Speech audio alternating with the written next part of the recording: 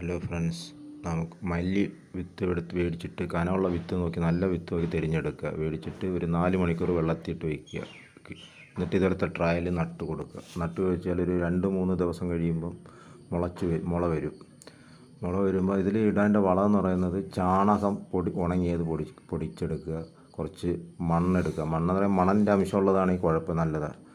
പിന്നെ ചകിരിക്കൂടും കൂടെ എടുക്കുക. എന്നിട്ട് മിക്സ് ചെയ്തിട്ട് ഈ ട്രയൽ നിറച്ചിട്ട് ഇതിനകത്ത് ഓരോ ചെറിയ കുത്തിയിട്ട് അതിനകത്ത് വിത്തങ്ങ് വെച്ച് കൊടുത്താൽ മതി. വിത്ത് വെച്ച് കൊടുത്താൽ ഒരു 4-5 ദിവസം ആകുമ്പോൾ മുളയ്ക്കും. എന്നിട്ടൊരു കുപ്പിക്കകത്ത് ഹോളിട്ടിട്ട് സ്പ്രേ പോലെ നനച്ച് കൊടുക്കുക. അത് കഴിഞ്ഞൊരു ഇത് കടുകും നമ്മുടെ നാട്ടിൽ ഇപ്പോൾ മുളയ്ക്കുന്നതാണ്. അത് കൂടുതൽ വാരിയിടരുത്. വാരിയിട്ട് കഴിഞ്ഞാൽ വലുതായിട്ട് ഉണ്ടാകത്തില്ല, കുറച്ചേ കിട്ടത്തുള്ളൂ. ഓരോന്ന് 2 എണ്ണമൊക്കെ ഇങ്ങനെ വെച്ച് കൊടുക്കുക. അപ്പോൾ ഇതുപോലെ വളർന്നു വരും. കടുക് എന്ന് പറഞ്ഞാൽ മാക്സിമം പോയ ഒരു 3 മാസത്തിനകത്ത് വിളവെടുക്കാൻ പറ്റും. നല്ല വിളവ് കിട്ടും. ഇഷ്ടംപോലെ കായൊക്കെ കിട്ടും.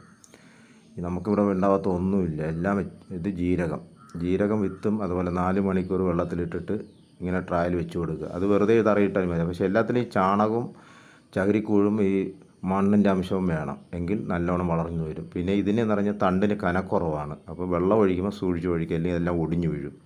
ഇതിന് ബലമില്ലാത്തതാണ്. വളരെ നൈസ് സാധനം.